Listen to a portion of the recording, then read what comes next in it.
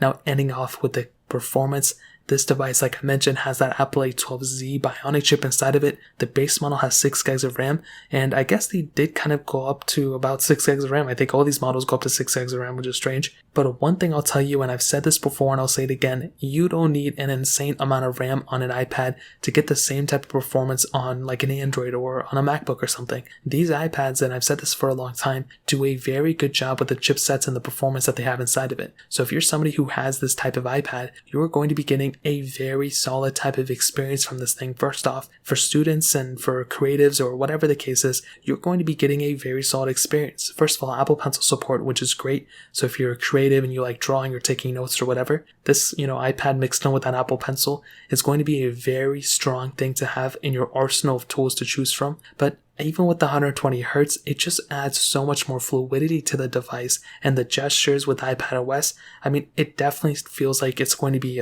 even like if 10 years from now, it's still going to be very smooth in my opinion. Now, another pretty major thing to keep in mind in my opinion is the RAM. With 6 gigs of RAM, you're pretty much getting the same amount of RAM as you're getting on an iPhone 12 Pro Max. So again, that's another pretty major thing to keep in mind. Is it a big deal? I mean, yes, it's a completely big deal because you're future-proofing yourself and pretty much tapping into the same amount of RAM as the latest iPhones.